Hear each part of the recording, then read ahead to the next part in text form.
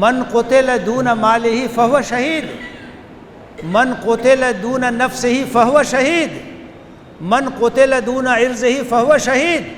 کوئی آدمی اپنے مال کی حفاظت کرتا ہوا مارا جائے شہید ہے، عزت آبرو کی حفاظت کرتا ہوا مارا جائے شہید ہے، اپنے جان کی حفاظت کرتا ہوا مارا جائے وہ شہید ہے۔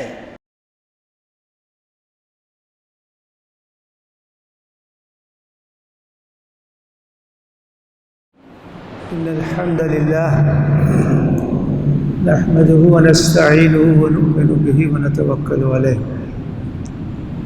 ونعوذ بالله من شرور أنفسنا ومن سيئات أعمالنا من يهده الله فلا مضل له ومن يضلل فلا هادي له وأشهد أن لا إله إلا الله وحده لا شريك له وأشهد أن محمدا عبده ورسوله اللهم صل وسلم وبارك وانعم على عبدك ورسولك ونبيك محمد وعلى آله وأصحابه أجمعين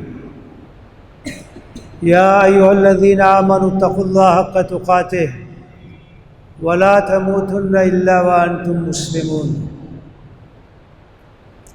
يا أيها الناس اتقوا ربكم الذي خلقكم من نفس واحدة وخلق منها زوجها وبث منهما رجالا كثيرا ونساء واتقوا الله الذي تساءلون به والأرحام إن الله كان عليكم رقيبا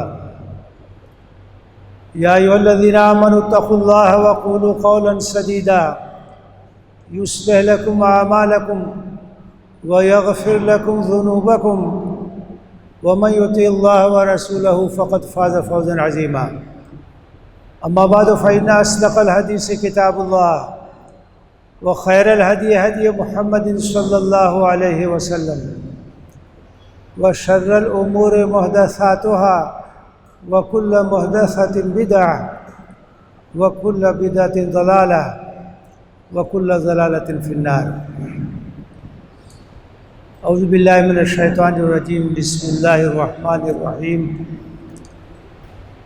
واتل عليهم نبأ ابني آدم بالحق إذ قربا قربانا فتقبل من أحدهما ولم يتقبل من الآخر قال لا أقتلنك قال إنما يتقبل الله من المتقين لئن بسطت إلي يدك لتقتلني ما أنا بباسط يدي إليك لأقتلك إني أخاف الله رب العالمين إني أريد أن تبوء بإثمي وإثمك فتكون من أصحاب النار وذلك جزاء الظالمين فطوعت له نفسه قتل أخيه فقتله فأصبح من الخاسرين فبعث الله غرابا يبحث في الأرض ليريه كيف يواري سوءة أخيه قال يا ويلتى أعجزت أن أكون مثل هذا الغراب فواري سوءة أخي فأصبح من النادمين۔ اور ان کو آدم کے دونوں بیٹوں کا قصہ ٹھیک ٹھیک حکمت و موعظت کے ساتھ سنا دیجئے، جبکہ ان دونوں نے قربانی پیش کی تو ایک کی قبول ہو گئی اور دوسرے کی قبول نہیں ہوئی، تو اس نے کہا کہ میں تجھے قتل کر دوں گا۔ تو اس نے جواب دیا کہ اللہ تعالیٰ تو متقین کی ہی قبول کرتا ہے، اگر تم دست درازی کرو گے مجھے قتل کرنے کے لیے تو میں تمہیں قتل کرنے کے لیے دست درازی نہیں کروں گا، میں اللہ رب العالمین سے ڈرتا ہوں، میں چاہتا ہوں کہ تم یہ گناہ بھی لے کے جاؤ اور دوسرے گناہ بھی لے کے جاؤ اور اہل جہنم میں شامل ہو جاؤ، اور یہی ظالموں کا بدلہ ہے۔ تو اس کے نفس نے اسے آمادہ کر لیا، اپنے بھائی کے قتل پر اور اس نے اسے قتل کر دیا تو وہ خسارہ اٹھانے والوں میں شامل ہو گیا۔ تو اللہ نے ایک کوا بھیجا جو زمین میں گڈھا کھود رہا تھا تاکہ مجھے بتائے کہ اپنے بھائی کی لاش کو کس طرح سے چھپایا جا سکتا ہے۔ تو اس نے کہا ہائے رے میری تباہی، میں اتنا عاجز اور درمادہ ہوں کہ مجھے یہ بھی نہیں پتہ تھا کہ میں اپنے بھائی کی لاش کو کس طرح سے دفناؤں۔ تو ندامت اس کے حصے میں آئی۔ یہ سورہ مائدہ کی 5 آیات ہیں، آیت نمبر 27 تا آیت نمبر 31۔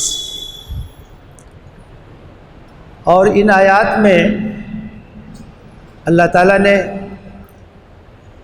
حضرت آدم کے 2 بیٹوں کا قصہ نقل کیا۔ مفسرین نے یہ وضاحت کی ہے کہ ان بیٹوں کا نام تھا حابیل اور قابیل۔ حابیل نیک تھا، صالح تھا، قابیل غیر صالح تھا۔ ان کا واقعہ یہ موعظت اور نصیحت کے لیے بیان کیا گیا۔ قرآن مجید کوئی داستان گوئی کی کتاب نہیں ہے، قرآن تو ہدایت کی کتاب ہے، حکمت اور موعظت کی کتاب ہے، عبرت اور نصیحت کی کتاب ہے، اور اس میں جو واقعات اور قصے بیان کیے گئے ان کا مقصد بھی عبرت حاصل کرنا، نصیحت حاصل کرنا ہے۔ سورہ مائدہ میں اللہ تعالیٰ نے یہود کا ذکر کیا ہے، کس طرح سے انہوں نے عہد کو توڑا، عہد الہی کو نظر انداز کیا، نبی صلی اللہ علیہ وسلم پر ایمان لانے سے انکار کیا، جاننے کے باوجود حسد کی وجہ سے۔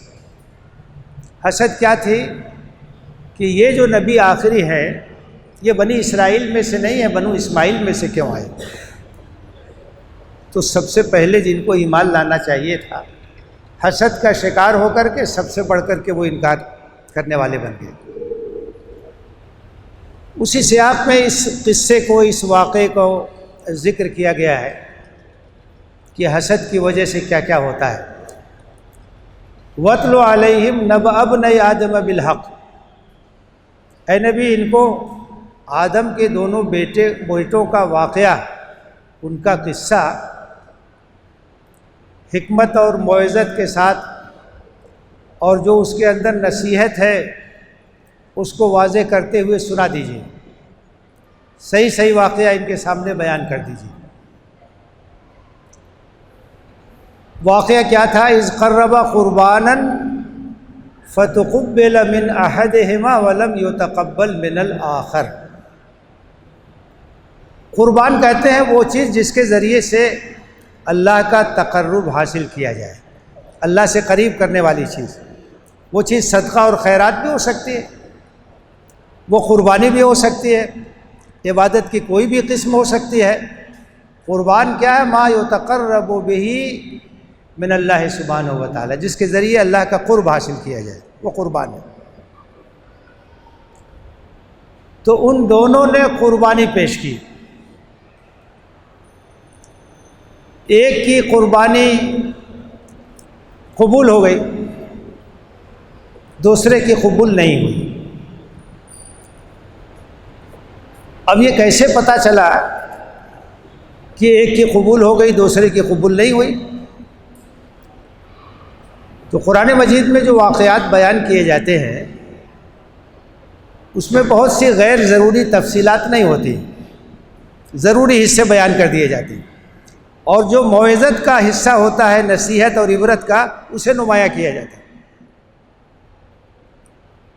روایات سے معلوم ہوتا ہے کہ اس وقت یہ علامت تھی کہ صدقہ اور خیرات اگر آپ پیش کرتے ہیں یا کوئی قربانی پیش کرتے ہیں تو قبولیت کی علامت یہ تھی کہ آسمان سے آگ آتی تھی اور اسے جلا دیتی تھی۔ اس کا مطلب یہ کہ یہ قبول ہو گئی، اور اگر ایسا نہیں ہوا تو وہ قبول نہیں ہوئی۔ تو دونوں بھائیوں نے پیش کیا اور ایک کی قبولیت ہو گئی، دوسرے کی قبولیت نہیں ہوئی۔ یہ بات ظاہر ہو گئی، یہ بات واضح ہو گئی۔ تو اگر کسی کی عبادت قبول نہیں ہوئی تو اسے غور کرنا چاہیے کہ میرے اندر کیا کمی رہ گئی، میری نیت میں کوئی کمی تھی، یا جو چیز میں نے پیش کیا اس کے اندر کوئی کمی تھی، شرائط میں کوئی کمی رہ گئی۔ اپنا احتساب کرنا چاہیے، اپنا جائزہ لینا چاہیے، لیکن اس کے بجائے وہ حسد اور جلن کا شکار ہو گیا، اور اسے یہ جلن ہو گئی کہ بھائی کی کیوں قبول ہو گئی، اس کی قربانی کیوں قبول ہو گئی، اس کی عبادت کیوں قبول ہو گئی۔ یہ ہے جلن اور یہ حسد، اور یہ تمام بیماریوں کی جڑ ہے۔ حسد کی وجہ سے بہت سارے گناہ سرزد ہوتے ہیں، بہت سی معصیت کا ارتکاب ہوتا ہے۔ حسد ایک بہت بڑی بیماری ہے، اور اللہ کے رسول نے فرمایا ہے کہ حسد یہ نیکیوں کو اس طرح سے جلا کے رکھ دینے والی چیز ہے جس طرح سے آگ ایندھن کو جلا دینے والی چیز۔ آدمی جب حسد کا شکار ہو جاتا ہے تو وہ اپنے دکھ سے نہیں پریشان ہوتا ہے، بلکہ دوسروں کے سکھ سے پریشان ہوتا ہے۔ یہاں دیکھیے وہی صورتحال پیدا ہوئی، وہ جلن کا شکار ہو گیا، حسد کا شکار ہو گیا، اور اس نے اپنے بھائی کو دھمکی دی، قال لا اقتلنک، کہ میں تمہیں قتل کر دوں گا، میں تمہارا خون بہا دوں گا۔ تو حسد یہاں تک پہنچا دینے والی چیز ہے کہ آدمی اپنے بھائی کا خون بہانے کے لیے تیار ہو جاتا۔ اس کے جواب میں اس کے بھائی نے کہا، حابیل نے کہا، انما یتقبل اللہ من المتقین، کہ میرے اوپر کیوں غصہ کر رہے ہو؟ اللہ تعالیٰ کا ضابطہ اور اس کا اصول یہ ہے کہ وہ تو متقین کی عبادت ہی قبول کرتا ہے۔ تم کو اپنا جائزہ لینا چاہیے، اپنے اندر کوئی کمی ہے تو اس کو دور کرنا چاہیے، اس کا احتساب کرنا چاہیے۔ تو اللہ تعالیٰ کا اصول یہ ہے کہ وہ متقین کی عبادتوں کو قبول کرتا ہے۔ اور یہ بات یاد رکھنی چاہیے، کوئی بھی عبادت ہو اس کی قبولیت کے لیے دو شرطیں ہیں۔ اگر یہ دونوں شرطیں نہیں پائی جائیں گی تو بڑی سے بڑی عبادت ہو قبول نہیں ہو سکتی۔ ایک شرط تو یہ ہے کہ اخلاص کے ساتھ عبادت ہو، للہیت کے ساتھ عبادت ہو، اللہ کی رضا کے علاوہ اور کوئی چیز پیش نظر نہ ہو۔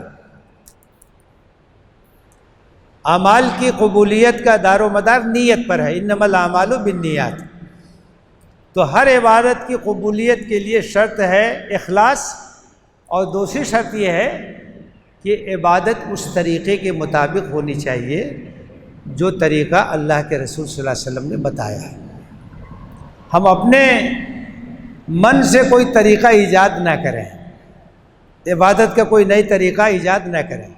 عبادت میں مطابعت ہے، اللہ کے رسول کی موافقت ہے۔ اسی طرح سے نماز پڑھیے جس طرح سے اللہ کے رسول نے پڑھا ہے، اسی طرح سے روزہ رکھیے جس طرح سے بتایا گیا ہے، اسی طرح سے قربانی کیجیے، ان شرائط کا لحاظ کیجیے جو قرآن اور حدیث سے ثابت ہے۔ تو شریعت کی مطابقت اور اخلاص، یہ دونوں چیزیں ضروری ہیں۔ تو حابیل نے کہا انما یتقبل اللہ من المتقین، کہ بھائی اللہ تعالیٰ تو متقین کی عبادت ہی قبول کرتا ہے، اللہ تعالیٰ کا یہ اصول ہے۔ اور یہی بات سورہ حج میں قربانی کے سیاق میں کہی گئی ہے۔ جہاں اونٹوں کی قربانیوں کا ذکر ہے وہاں اللہ تعالیٰ نے فرمایا ہے لَن يَنَالَ اللَّهَ لُحُومُهَا وَلَا دِمَاؤُهَا وَلَٰكِن يَنَالُهُ التَّقْوَىٰ مِنكُمْ۔ قربانی کے جانوروں کا گوشت اور اس کا خون یہ اللہ کے پاس نہیں پہنچتا ہے، اللہ کے پاس تمہارا تقویٰ پہنچتا ہے، تمہاری نیت پہنچتی ہے۔ کس نیت سے تم نے قربانی کی ہے، کیا تمہارا جذبہ ہے، کیا محرک ہے، تمہارے دل کی کیا کیفیت ہے، وہی چیز اللہ کے پاس پہنچتی ہے۔ وہی بات یہاں کہی جا رہی ہے، انما یتقبل اللہ من المتقین۔ اللہ تعالیٰ یہ نہیں دیکھتا ہے کہ کس کی جانور، ارے قربانی کا جانور بڑا قیمتی ہے، اللہ یہ دیکھتا ہے کس کی نیت اچھی ہے۔ انفاق کرتے ہیں، ہو سکتا ہے کہ 100 روپیہ 1 لاکھ پہ بھاری ہو جائے، اس لیے کہ جس نے 100 روپیہ دیا بہت ہی خلوص کے ساتھ دیا، اور جس نے 1 لاکھ دیا اس نے دکھاوے کے لیے دیا۔ تو اللہ کے نزدیک تو خلوص کی اہمیت ہے، تقویٰ کی اہمیت ہے، نیت کی اہمیت ہے، دلوں کی کیفیت کی اہمیت ہے۔ اللہ تعالیٰ دلوں کو دیکھتا ہے۔ تو حابیل نے سمجھانے کی کوشش کی، کہا کہ انما یتقبل اللہ من المتقین، کہ اللہ تعالیٰ متقین کی قربانی قبول کرتا ہے، ان کی عبادت قبول کرتا ہے۔ پھر یہ بھی کہا کہ تم مجھے قتل کی دھمکی دے رہے ہو، سن لو، لئن بسطت الی یدک لتقتلنی ما انا بباسط یدی الیک لاقتلک انی اخاف اللہ رب العالمین۔ تم اگر دست درازی کرو گے مجھے قتل کرنے کے لیے تو میں ایسا نہیں کرنے والا ہوں، میں دست درازی نہیں کروں گا۔ اس میں جو نفی کی جا رہی ہے وہ دست درازی کی نفی کی جا رہی ہے، اس میں دفاع کی نفی نہیں کی جا رہی۔ یہ نہیں کہ میں دفاع بھی نہیں کروں گا۔ کبھی کبھی ایسا ہوتا ہے نا کہ آدمی کو یہ پتہ چل گیا کہ اس کے خلاف سازش ہو رہی ہے اور فلاں آدمی ایسا کر سکتا ہے، تو وہ سوچے کہ پہلے میں ہی اس کا قصہ تمام کر دوں، میں ہی اقدام کر ڈالوں۔ تو اس نے یہی بات کہی کہ میں ایسی دست درازی نہیں کر سکتا۔ لئن بسطت الی یدک لتقتلنی، اگر تم دست درازی کرو گے میری جانب قتل کرنے کے لیے تو میں ایسا نہیں کرنے والا ہوں۔ انی اخاف اللہ رب العالمین، میرے دل میں اللہ کا ڈر ہے، میں جانتا ہوں کہ قتل ناحق سے اللہ نے منع کیا ہے، یہ گناہ ہے، میں ایسا نہیں کر سکتا۔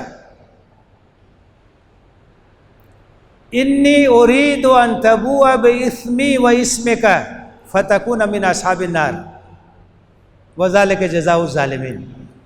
میں چاہتا ہوں کہ ٹھیک ہے، تم اگر ایسا ہی کرنا چاہتے ہو تو میرے قتل کا گناہ بھی لے کے جاؤ گے، اس کے علاوہ جو دوسرے گناہ ہیں وہ بھی تم لے کے جاؤ گے، اور تم اہل جہنم میں سے ہو جاؤ گے، کیونکہ کسی مومن کا قتل ناحق یہ جہنم میں داخل کرنے والی چیز ہے۔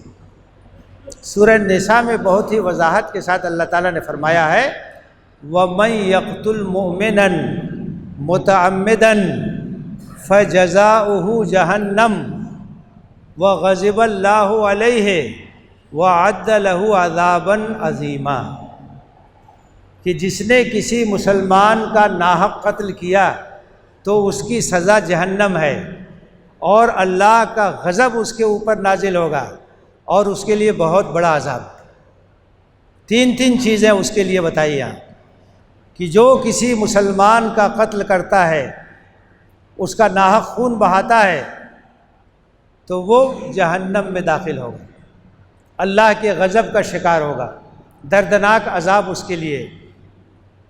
وہی بات یہاں حابیل نے کہی کہ تم ان سب گناہوں کو لے کے جاؤ گے اور تم اصحاب جہنم میں ہو جاؤ گے، اور ظالموں کی یہی سزا ہے، اور ظالموں کو اللہ تعالیٰ اسی طرح سے سزا میں مبتلا کرتا ہے۔ اب اس کے بعد کیا ہوا؟ فَطَوَّعَتْ لَهُ نَفْسُهُ قَتْلَ أَخِيهِ۔ ایک کشمکش ہوتی ہے نا انسان کے اندر، جب کسی گناہ کا ارادہ انسان کرتا ہے تو اللہ تعالیٰ نے ہر انسان کے دل میں ایک جذبہ رکھا ہے، ایک چیز ہے جسے ہم ضمیر کہتے ہیں، جس کو قرآن مجید میں نفس لوامہ کہا گیا۔ نفس لوامہ گناہ سے روکتا ہے، ملامت کرتا ہے، کیا کر رہے ہو، کیا سوچ رہے ہو، اللہ کا ڈر نہیں، اپنی عاقبت خراب کر رہے ہو، کس راستے پہ جا رہے ہو۔ کسی بھی گناہ کا جب ارادہ انسان کرتا ہے تو نفس لوامہ روکتا ہے، اس کا ضمیر اس کو جھنجھوڑتا ہے، باز رکھنے کی کوشش کرتا ہے، ضمیر کانپ تو جاتا ہے، آپ کچھ بھی کہو وہ ہو گناہ سے پہلے کہ ہو گناہ کے بعد، ضمیر ملامت کرتا ہے۔ لیکن انسان نفس امارہ کے چکر میں پھنس کر اور شیطان کے بہکاوے میں آ کر گناہ کا ارتکاب کرتا ہے۔ قرآن نے یہاں جو لفظ استعمال کیا فَطَوَّعَتْ لَهُ نَفْسُهُ قَتْلَ أَخِيهِ، ایک کشمکش سے وہ دوچار تھا، ایسا کروں کہ نہ کروں، لیکن بالآخر نفس امارہ نے اس کو اپنے بھائی کے قتل پر آمادہ کر ہی لیا۔ کئی دن کشمکش سے دوچار رہا ہوگا اور اس کے ذہن میں طرح طرح کے خیالات آتے رہے ہوں گے، ایک قدم بڑھاتا ہوگا، ایک قدم پیچھے ہٹاتا ہوگا، لیکن دھیرے دھیرے ایسا ہوا کہ اس کے نفس نے اس کو آمادہ کر ہی لیا۔ فَطَوَّعَتْ لَهُ نَفْسُهُ قَتْلَ أَخِيهِ فَقَتَلَهُ، اور بالآخر اس نے اپنے بھائی کا خون بہا دیا۔ اس دھرتی پر پہلا خون ناحق جو بہا وہ وہی تھا جو قابیل نے اپنے بھائی کے قتل کا ارتکاب کر کے بہایا تھا، پہلا قتل۔ اور آپ سوچئے کہ یہ قتل کیوں ہوا، اس کا سبب کیا تھا، اس کا محرک کیا تھا؟ اس کا سبب حسد، جلن۔ بھائی کی عبادت قبول ہو گئی، میری نہیں قبول ہوئی، بجائے اس کے کہ میں اپنی کمزوری کو دور کروں، میں حسد کا شکار ہو گیا، میں جلن کا شکار ہو گیا کہ یہ کیسے آگے بڑھ گیا، اس کی عبادت کیسے قبول ہو گئی۔ یہ حسد انسان سے بہت بڑے بڑے جرائم کا ارتکاب کراتا ہے۔ اس سرزمین پر پہلا جو خون بہا وہ حسد کی وجہ سے ہوا، اور جو قصہ بیان کیا جا رہا ہے سورہ مائدہ میں جس سیاق میں، تو وہاں بھی یہ ایک آئینہ دکھایا جا رہا ہے خاص طور سے یہود کو کہ تم نے جو دعوت اسلامی کا انکار کیا اور اللہ کے رسول صلی اللہ علیہ وسلم پر ایمان لانے سے انکار کیا، اس کی وجہ صرف یہ ہے کہ تم حسد کا شکار ہو گئے، کیونکہ بشارتیں موجود تھی، تم اہل کتاب ہو، توریت اور انجیل میں نبی صلی اللہ علیہ وسلم کی بشارتیں موجود ہیں، تم اچھی طرح سے جانتے ہو، یعرفونہ کما یعرفون ابناءہم، جیسے آدمی اپنے بیٹے کو پہچانتا ہے اسی طرح سے نبی صلی اللہ علیہ وسلم کو پہچانتے تھے ان اوصاف کی وجہ سے، لیکن حسد کی وجہ سے انکار کر دیا کہ دوسری نسل میں سے نبی کیوں آیا، ہماری نسل میں سے کیوں نہیں۔ یہ ام الخبائث ہے حسد، ہمارے معاشرے میں، ہمارے سماج میں، ہمارے خاندانوں میں جو بگاڑ پیدا ہوتا ہے، دوریاں پیدا ہوتی ہیں، نفرتیں پیدا ہوتی ہیں، عداوتیں جنم لیتی ہیں، اس کا ایک بہت بڑا سبب حسد۔ فَطَوَّعَتْ لَهُ نَفْسُهُ قَتْلَ أَخِيهِ فَقَتَلَهُ، تو بالآخر اس کے نفس نے اس کو آمادہ کر ہی لیا اپنے بھائی کے قتل پر، اور اس نے اسے قتل کر ڈالا۔ اللہ کے رسول صلی اللہ علیہ وسلم نے فرمایا ہے کہ اس زمین پر جب بھی کوئی ناحق خون بہتا ہے تو اس کے گناہ کا ایک حصہ آدم کے اس بیٹے کے حصے میں بھی لکھا جاتا ہے، قابیل کے حصے میں بھی لکھا جاتا ہے۔ جب بھی کوئی قتل ہوگا تو گناہ کا ایک حصہ قابیل کے نامہ اعمال میں بھی لکھا جاتا ہے۔ کیوں لکھا جاتا ہے؟ لِأَنَّهُ أَوَّلُ مَنْ سَنَّ الْقَتْلَ، کیونکہ اس نے اس سرزمین پر قتل ناحق کی ابتدا کی تھی۔ اور اللہ کے رسول نے فرمایا ہے کہ اگر کوئی اچھے کام کی ابتدا کرتا ہے تو اس کو اجر ملتا ہے، اور اس کو دیکھ کر جو لوگ وہ کام کریں گے تو اس کا بھی اجر اسے ملتا ہے، کیونکہ وہ سبب بنا ہے۔ اور جو کسی برے کام کی ابتدا کرتا ہے تو اس کا وبال اس کے اوپر ہوتا ہے، اور دیکھا دیکھی جو لوگ بھی اس برائی میں مبتلا ہوں گے تو اس کا ایک حصہ اس کے نامہ اعمال میں بھی لکھا جائے گا۔ اس بات کو یاد رکھیے کہ جیسے صدقہ جاریہ ہے اسی طرح سے گناہ جاریہ بھی ہے۔ نیکی کا کام کیا آپ نے، لوگ دیکھ کر کر رہے ہیں، آپ کو نیکی اور اجر اور ثواب ملتا رہے گا۔ برائی کا کام کیا آپ نے، آپ نے ابتدا کر دی، آپ نے محلے میں جوا شروع کر دیا۔ اب جتنے لوگ جوا کھیلیں گے، جس نے شروع کیا ہے اس پر وبال ہوتا رہے گا۔ آپ نے منشیات کی عادت ڈال دی نوجوانوں کو، جہاں جہاں پھیلے گی عادت یہ، آپ کو گناہ ہوتا رہے گا۔ قیامت تک جتنے قتل ہو رہے ہیں، گناہ کا ایک حصہ قابیل کے حصے میں لکھا جائے گا، لِأَنَّهُ أَوَّلُ مَنْ سَنَّ الْقَتْلَ، کیونکہ اس نے قتل ناحق کی ابتدا کی تھی، تو اس نے اپنے بھائی کو قتل کر دیا۔ اب اس کو یہ بھی تمیز نہیں کہ کیا کرے، اس کی لاش کو کیسے چھپائے، اس کو کوئی تمیز نہیں۔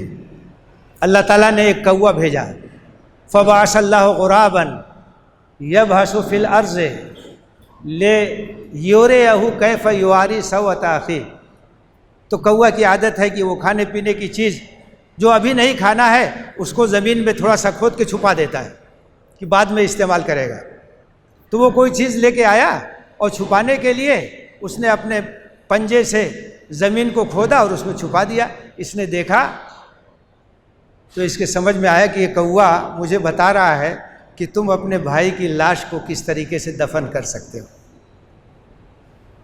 اس نے کہا یا ویلتا، ہائے رے میری تباہی، عجزت ان اکون مثل ھذا الغراب فواری سوءة اخی، میں اس کوے جیسا بھی نہیں ہو سکا کہ اپنے بھائی کی لاش کو دفن کر دیتا، اسے زمین میں چھپا دیتا، فاصبح من النادمین، اور پھر ندامت اس کے حصے میں آئی۔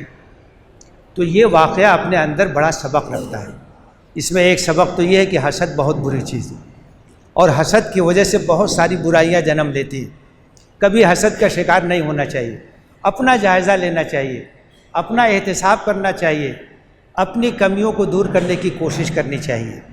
یہ سبق ہے کہ اللہ تعالیٰ کسی چیز کو اسی وقت قبول کرتا ہے جب اس کے پیچھے تقویٰ ہو، جب اس کے پیچھے خدا ترسی ہو، جب اس کے پیچھے للہیت ہو۔ اگر ایسا نہیں ہوگا تو اللہ تعالیٰ کسی چیز کو قبول نہیں کرے گا۔ اس میں یہ سبق بھی ہے کہ کوئی آپ کے ساتھ زیادتی کرے تو آپ زیادتی مت کیجیے، آپ اپنا دفاع کیجیے، دفاع کا حق ہے۔ اسلام نے بھی یہ حق دیا، ہر قانون اس بات کا حق دیتا ہے کہ آپ کے ساتھ اگر کوئی زیادتی ہو تو آپ اپنا دفاع کیجیے، اور اگر دفاع کرتے ہوئے آپ مارے جاتے ہیں تو آپ شہید ہوں گے۔ من قتل دون مالہ فہو شہید، من قتل دون نفسہ فہو شہید، من قتل دون عرضہ فہو شہید۔ کوئی آدمی اپنے مال کی حفاظت کرتا ہوا مارا جائے شہید ہے، عزت آبرو کی حفاظت کرتا ہوا مارا جائے شہید ہے، اپنے جان کی حفاظت کرتا ہوا مارا جائے وہ شہید ہے۔ تو جہاں تک دفاع کی بات ہے، حفاظت کی بات ہے، وہ ضرور کرنا چاہیے، لیکن ہم کسی کے ساتھ زیادتی نہیں کرتے، ہم کسی کے ساتھ ناانصافی نہیں کرتے۔ آپس میں محبت کو رواج دینا چاہیے، محبت کو فروغ دینا چاہیے، اپنائیت اور اخوت کے جذبات کو پروان چڑھانے کی کوشش کرنی چاہیے۔ اللہ سے دعا ہے کہ ہمیں حسد سے بچائے اور تقویٰ کے ساتھ عبادتوں کو انجام دینے کی توفیق دے۔